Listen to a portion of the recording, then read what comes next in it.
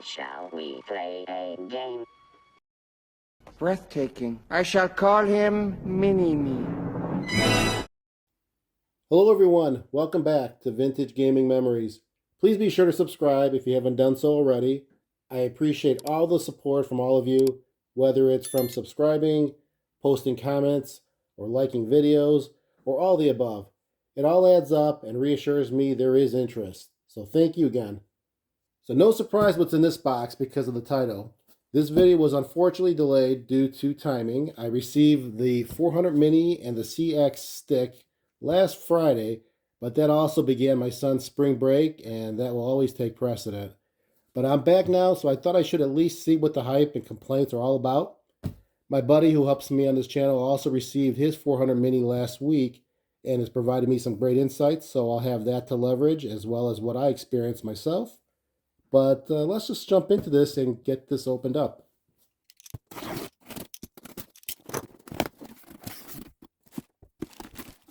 So yes, I did pre-order this via Amazon on January 11th and received this on March 29th.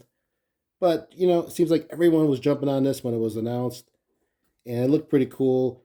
Again, it's not retro, but it's not retro because it hasn't been out that long. But it is a retro tribute to the Atari 400 computer. Well, let's take a look and see what we've got here.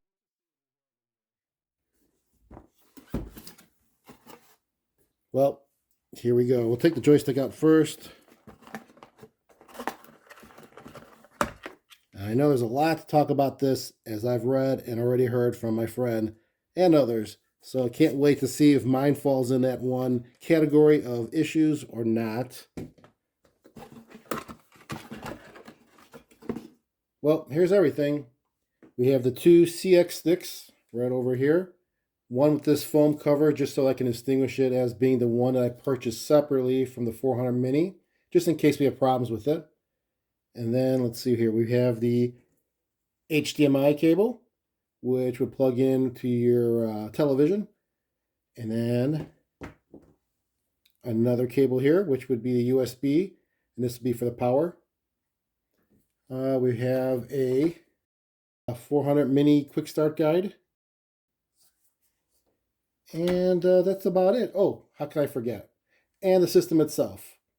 So what's cool with this 400 Mini is that the cartridge cover pops open nicely. Check this out. Pretty sweet. I mean, you wouldn't think a Mini would... Oh, wait, hang on a second. Wait, that doesn't look right. Okay, much better. So this is the actual 400 Mini. Let's just take a good comparison with the 400, the original 400, and the Retro Games Mini 400. Well, here's a good comparison. Here is the original Atari 400, and then we have the Retro Games 400 Mini. Color, very close, almost exactly a good match. The feel and texture of the keyboard, really nice. The cartridge case cover does not open up, but can almost fit in there. The buttons on the side, looks great. And it's got the ports in the front too. Obviously, these are USB jacks. But that's just a good idea how it looks. Really good job by Retro Games on this 400 Mini. Now let's take a little closer look at this. So on the front here, we do have a light, just like on the original. And this light will work when it's powered on. So that is pretty cool. As I mentioned, in the front here, there are 4 jacks, controller jacks. They're USB. And then if we look to the right, nothing to see. To the left, nothing to see.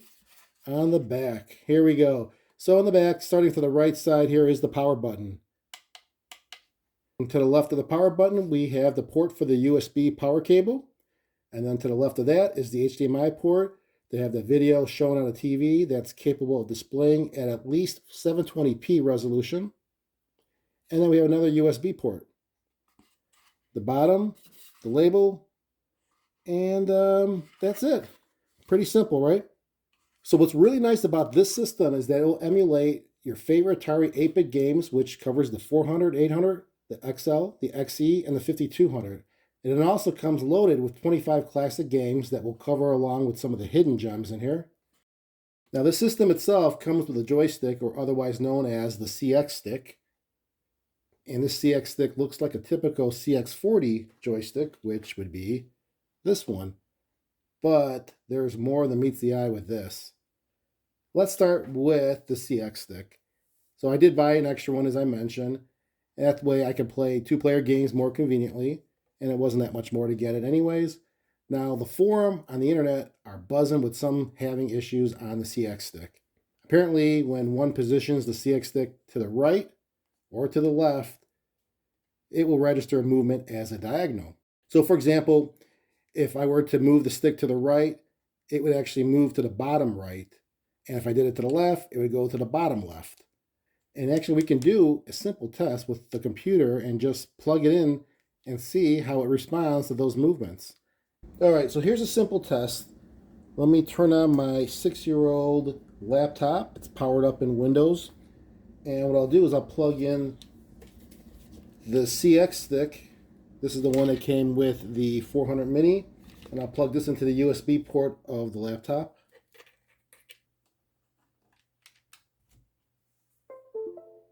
Okay. Now, I could wait. I think it might have already been recognized because I've had a USB controller here before that was used on this laptop. So let me just do a search. And we'll search for joystick. And there we go for the USB game controller. And sure enough, it did recognize the CXStick.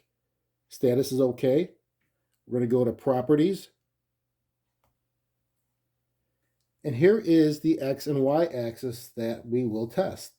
So let's see how sensitive this CXStick is with my movement to the right.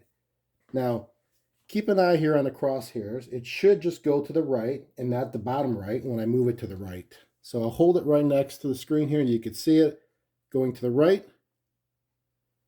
It stays there to the far right. And I'm pressing pretty hard. Release. Let's do it to the left. Stays to the left. Now, the problem or the concerns that people were having was when they experienced the gameplay and they would go to the right or left, their character or whatever they were controlling would actually go bottom right or bottom left.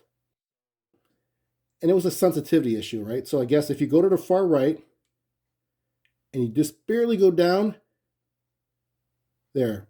And I mean, I had to move it a little bit to register a diagonal. So it wasn't really, it's not going by itself. I'm moving it down a good amount to do that.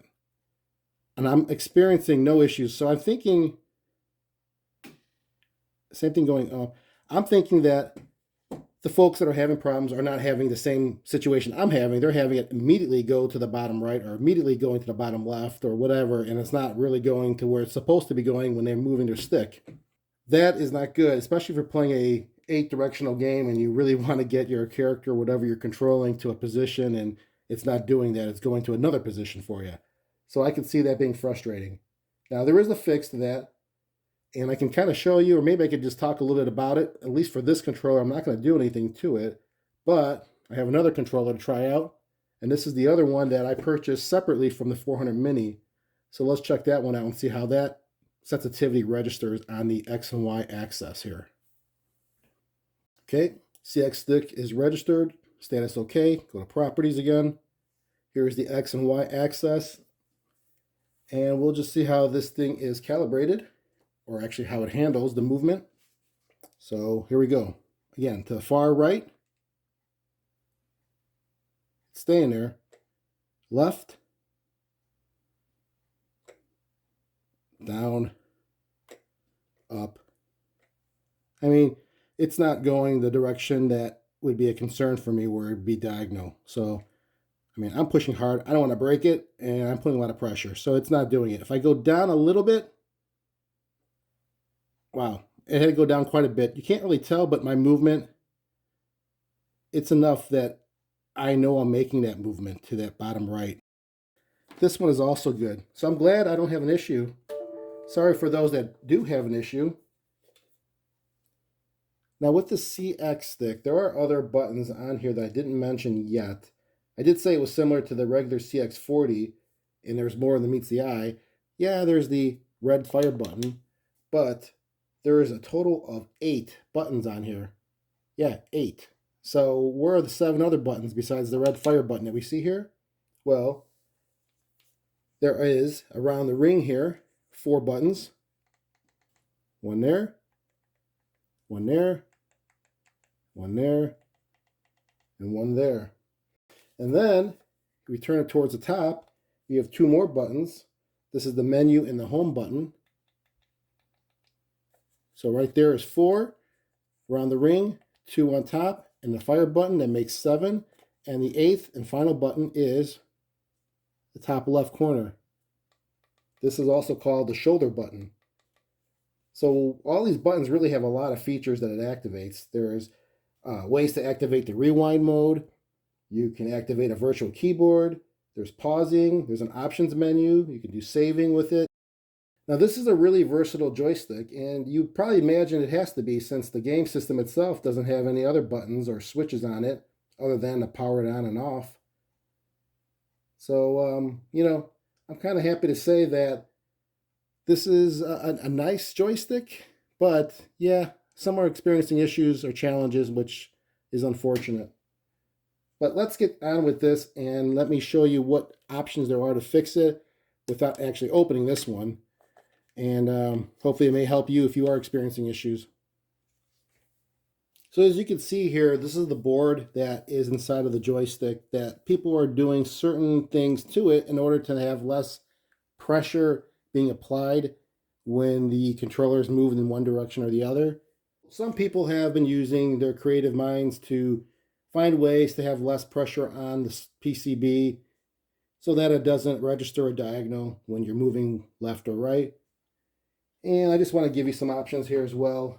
You could, I know some have used this, which is a weather strip. Cut a little piece of that, stick it on the board right in the middle, and that should give some more spacing so it won't be pressured too much to go a diagonal when you go to the right or to the left.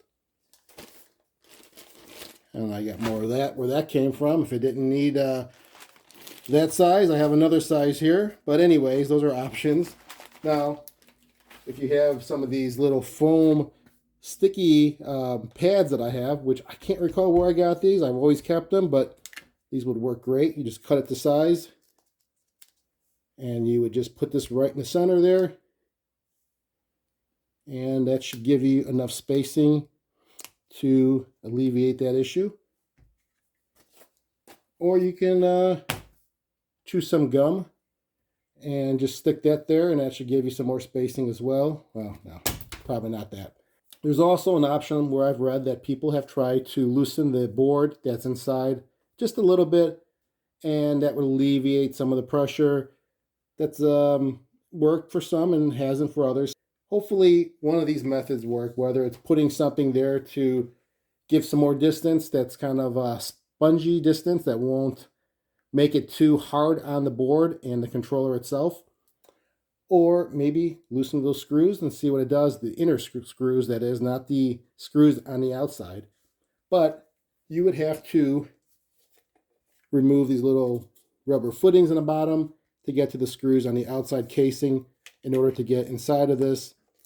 And again, it's not a big deal. You can peel them off, or you can use a heat gun to warm them up and get access to it.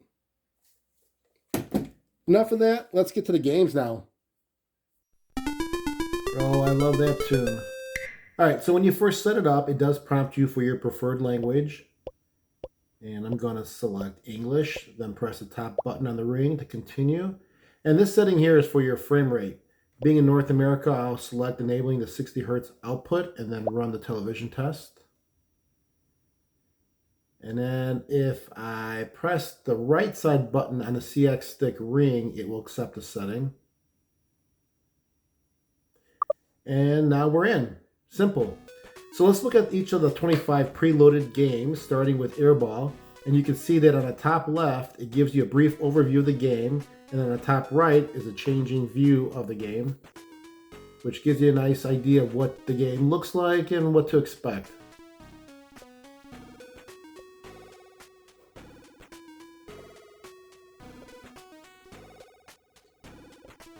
A lot of cool games. Flip and Flop, Henry's House, Bruce Lee, otherwise known as, but labeled here as Lee. Miner 2049er, one of my very favorite games. Wavy Navy, another great game. Back to Airball. Now here's a cool feature. If you push up on the joystick, it will show you a help screen on the controller functions for that particular game. So each game would be unique. It's a nice helpful option. Let's take a quick look at Airball, which is a puzzle game that I'm not familiar with.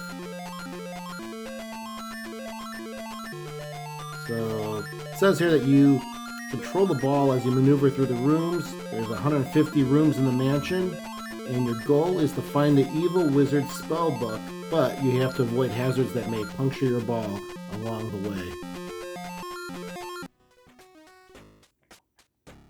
Alright, well then there's the classic asteroids.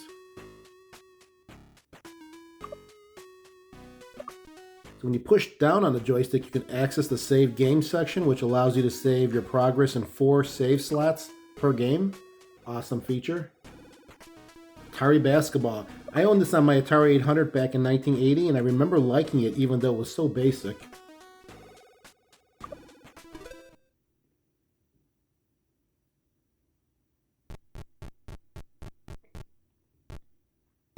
I love these shots, Airball. Too weak. Alright. You know what's funny too? All these close shots are off the backboard. Let me try doing a half-course shot here. Alright. Anyways, here's Battlezone. It's another game I'm not familiar with, probably because it's from 1987 after I sold my Atari system. Anyhow, it says your mission is to save the world by outmaneuvering and destroying rebel super tanks and UFOs. Looks promising. And one of my favorites I could see there is Berserk. Great game to play with a friend or against the computer.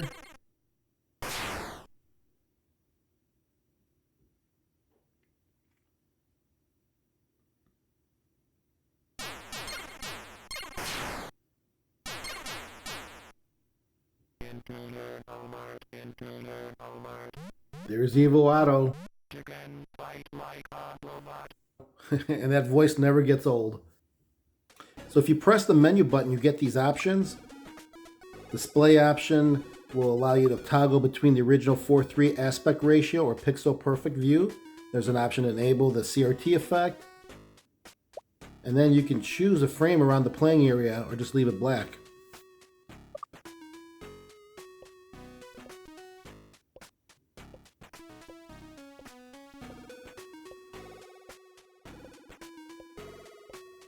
So there's 12 different frames to choose from. I think I'll just go with the this one here. Actually 13 if you count the black one. Press the top button to close on the ring and do it again. And it should bring me right back to my options screen. And there's languages just like we had before on the setup. And last is the advanced options. System options. This is the music volume you can adjust. It's at 60% now, default.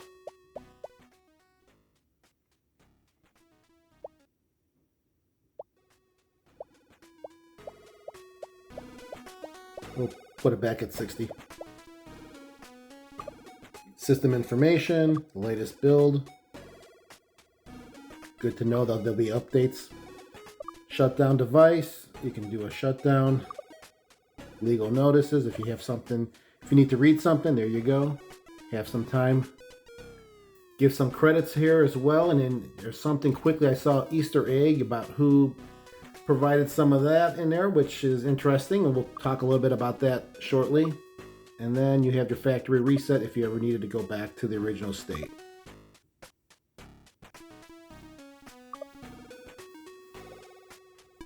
Let's continue on. Boulder Dash. Classic game as well.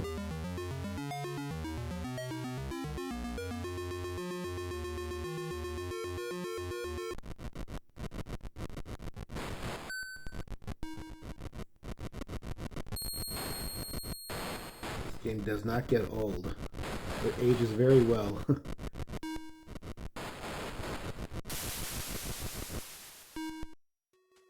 So this is a pretty cool game, Bristol's. I've not played it before, but I've seen it and I've read a little bit about it. You're Peter the painter, and you're trying to paint the walls in the house before your time runs out. You've got things to navigate around, elevators and ladders and enemies coming from around. Pretty cool game, pretty fun.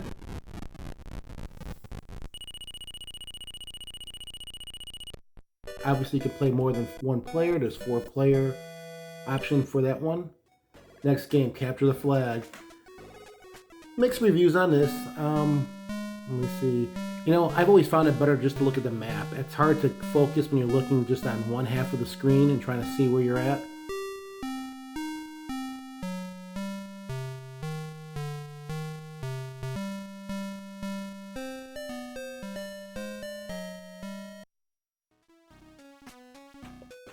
Back to Centipede, another classic one. We all know how this one goes.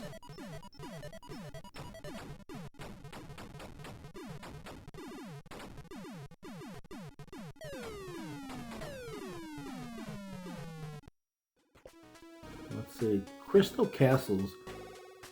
I remember playing this game.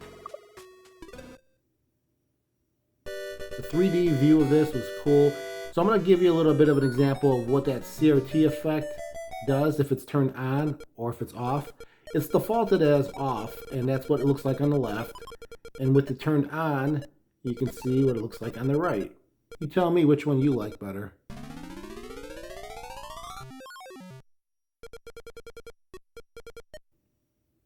And this is a pretty cool game, nonetheless. I mean, regardless of what view you're using.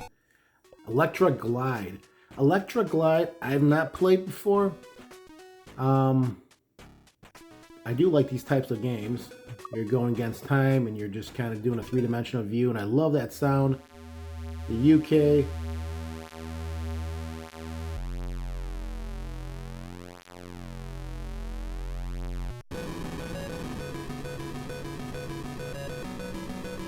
Pretty cool. I mean, I could see myself getting into this one.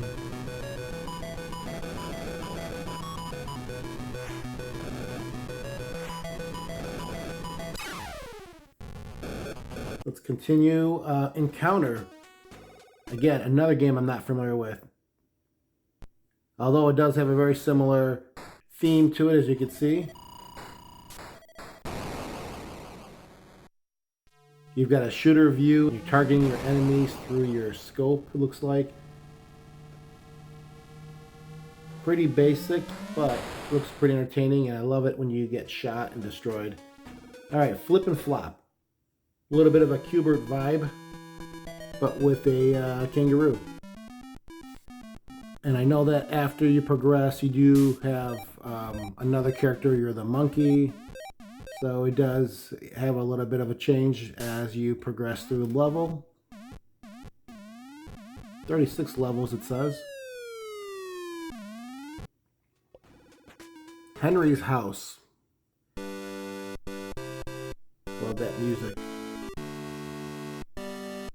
1987, definitely after my Atari was gone, so not a game I'm familiar with. Love the graphics though. This is like the demo of each of the rooms. Looks pretty cool.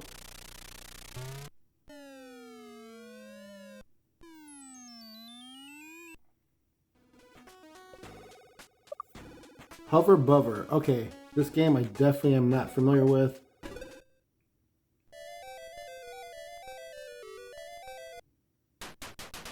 I like that it's a maze type game, and you're okay. So you've stolen the lawnmower and you're trying to maneuver around. You've got dogs, and I know your neighbor's trying to get it back. I'll have to read more on this game.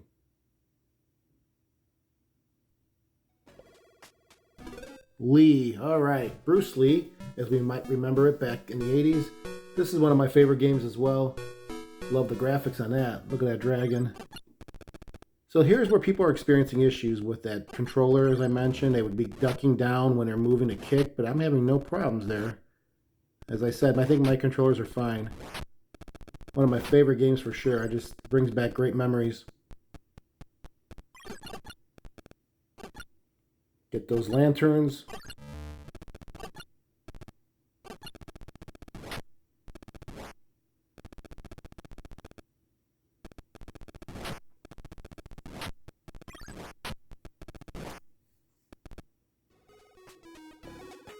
Okay, Mule. Well, it doesn't need any explanation for this game. I think we're all familiar with Mule. Not one of my favorites, but definitely a classic game.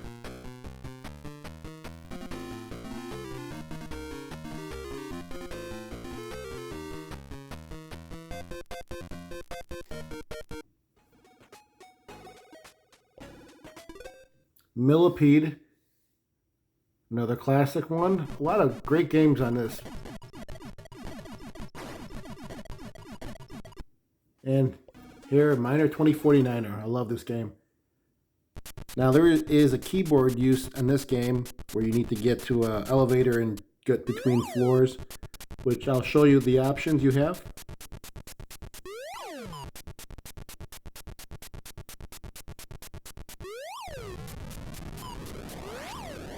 So here we go.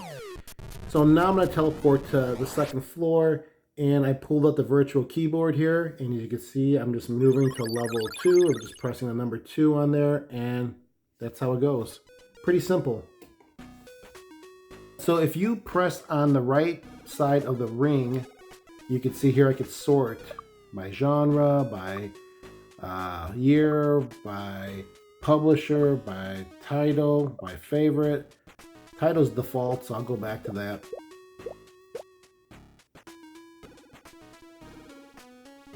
And then here you can do the rewind, and like I mentioned, a virtual keyboard, hitting the home and menu. So I'm going to show you something pretty cool here in Missile Command. I just paused it right there. How about that? Pretty sweet. You can pause the gameplay, and then you can also rewind and go back to a point that you may want to. And as you can see here, I'm going to reverse back a little bit. So that's really key for games that maybe you die after a long gameplay and you want to go back and not have to restart. You can just go back to a point in time and continue and probably avoid getting killed.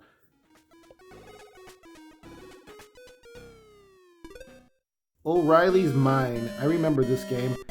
It was sort of like a Dig Dug, but with a twist.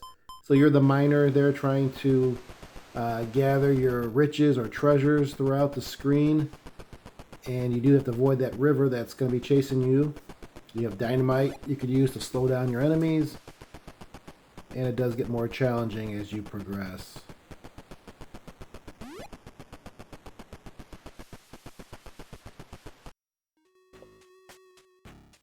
Seven Cities of Gold. Now this is a good strategy game. And I know sometimes when I was younger playing some of these games, I was just kind of bored of having to read too much. I just want to get into it and start playing it with joystick or controller that I'm using. But there are some games I do enjoy having to get more strategy and logic and thinking of how to win, like Ultima. Those series of games were great. Star Raiders 2. Shall I say again, another classic. A lot of these space-themed games are always great. I love that. How they make you feel like you're really, the three-dimensional look to it all. Back then, that was pretty cool. A lot of things going on the screen as far as your instrument panel. Made it more intriguing.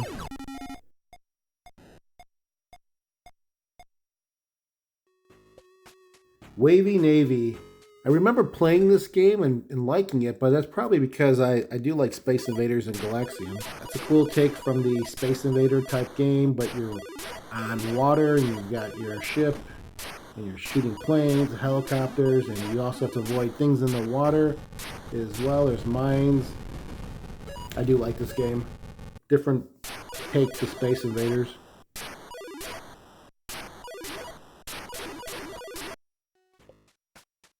And Yoomp.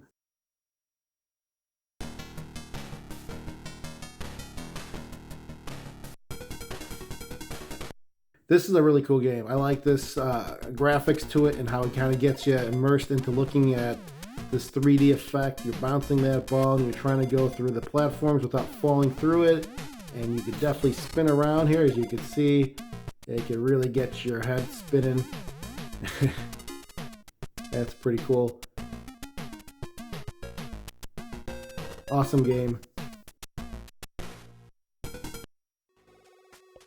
And we're back to the beginning again. Now here I'm going to give you a quick example of saving. For Miner 2049er, I've stopped it at the 21 second mark. And I'm going to save it right there. You can lock it or not, but I'll just save it. And if I want to go back, as I'll show you here, you can go right back to it and just select it and load it. Each of the 4 save slots are set for each game, not 4 for the entire system. So you have 4 for each game, which is pretty sweet. And here's a prime example when you want to use it. Like say if you did lose your character and you didn't want to start all over again, you can rewind it and get back that life you lost.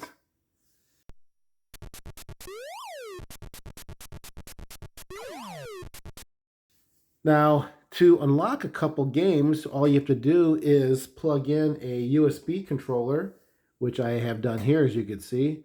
I put it in the second port so that way I can still use the CXStick because of the options buttons that are on that one.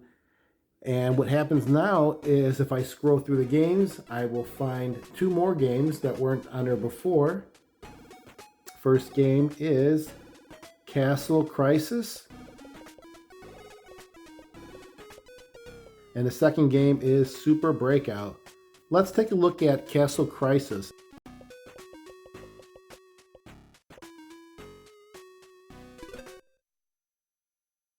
It's a pretty familiar game. You've got the 4 corners, each player taking a corner. If you had 4 players playing, I'm just playing 1 player. I am the bottom left, and I'm trying to bounce off, I believe it'll be fireballs from this dragon that I have to protect my castle.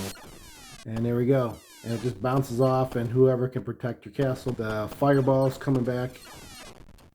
Anyways, pretty cool. I love the graphics on this.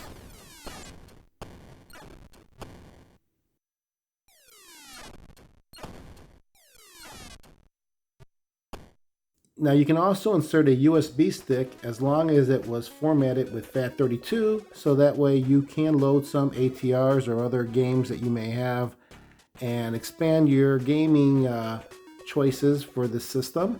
And that's what I've done right now. I've inserted it into the USB port, and now I have an option, as you can see here on the menu of games, called Media Access. And from there, it gives me my folders. I can see ATR, and I had 2 folders underneath there for games A through L and M through Z. What I did notice was that each folder can only hold 256 files, so there was a lot more in both of my folders, but you can only see 256 at a time. Let's load this game, Alibaba and the 40 Thieves.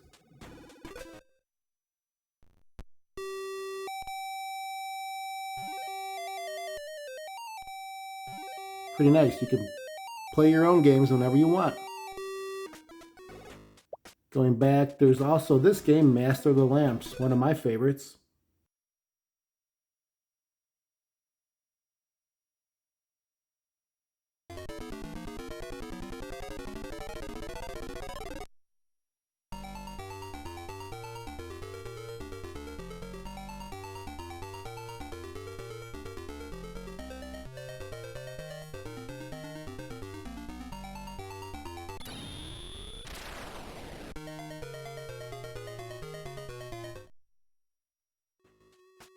And here in the game settings, you can choose different models to emulate the game in case you have issues with it working. I have it set on the 800. There's also options here for display width to change that if you needed to adjust, as well as the height and the vertical offset, controller type, joystick, paddle.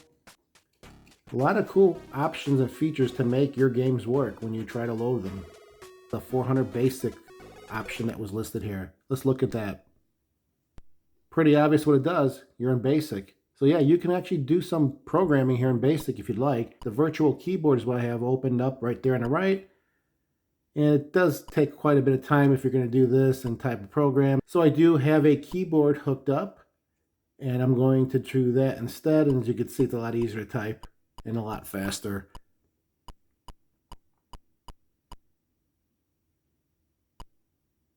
It's very nice how they made this so useful in many ways. I mean, you can use the virtual keyboard, you can connect your own keyboard. You've got basic on here, you've got games you can load, you've got preloaded games. There's settings, adjustments to make everything work the way you like. The only thing I guess would be that CXStick that people have mentioned, but I guess it's a hit and miss. Comment down below and let me know what you all think about this 400 Mini. I think it's a pretty good deal. I mean, I paid, what is it, $129 total just for the system itself, and then another, oh, what is it, $32 for the extra CXStick. I mean, that's not too much of an investment for something that you could do quite a bit on and have some fun. I'm sure they're using this to obviously market towards those that are new to the Atari, or maybe that remember the Atari and want to get back into it. That's great. I think it's also a great system for those who are collecting and reminiscing about their glory days of the 1980s and enjoying the Atari back then, like myself. And the best part of it all, the real estate it takes up is very small, as you can see. That's why it's a mini. Cost, size, versatility, expandability, scalability, everything on this I thought was a thumbs up. I like it. I have no complaints. Please be sure to check back often, as I have quite a few more videos just ready to go out now that I'm back from spring break with my son, ready to push out some more videos for all of you to be entertained, or hopefully entertained. But remember, keep that gaming passion from the past alive by living it today. Take care, everyone.